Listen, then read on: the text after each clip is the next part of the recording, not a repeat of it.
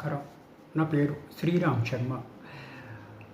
ఒక 2 రోజుల క్రితం గౌరవ సుప్రీంకోర్టులో ఒక పబ్లిక్ ఇంట్రెస్ట్ లిటిగేషన్ ఫైల్ చేశారు ఒక వ్యక్తి.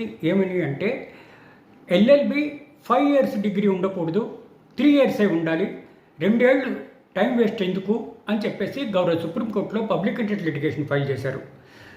అది ఇవాళ హీరింగ్కి వచ్చింది. 2 జడ్జిల ధర్మాసనం, జస్టిస్ చంద్రచూడ్, చీఫ్ జస్టిస్, తర్వాత justice JB Pardiwala, division bench, Ashwin Kumar Upadhyay versus Union of India and others. ఈ కేసులో సుప్రీంకోర్టు చాలా తీవ్రంగా తీసుకుంది.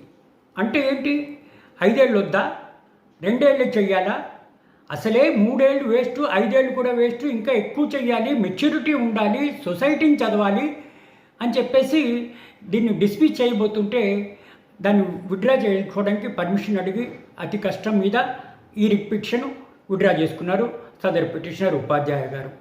అంటే దీని అర్థం ఏంటి, ఇంకా ఫ్యూచర్లో ఈ సంవత్సరం నుంచి లా 5 సంవత్సరాలు చదవవలసిందే, 3 ఏళ్ళు కాదు, 5 సంవత్సరాలు పూర్తిగా చదివితే కానీ అడ్వకేట్గా ప్రొఫెషన్లోకి రాలేరు.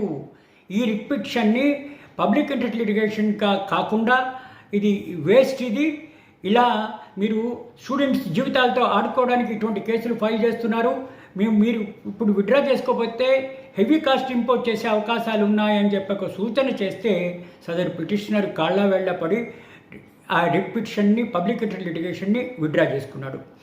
దీన్ని బట్టి మనకి తెలిసేది ఏంటి, ఇంకా ఫ్యూచర్లో ఎల్ఎల్బి 5 years కంపల్సరీగా చదవవలసిందే, 3 ఏళ్ల కోర్సు ఉండదు అని ఈ రోజుతో తెలిపింది.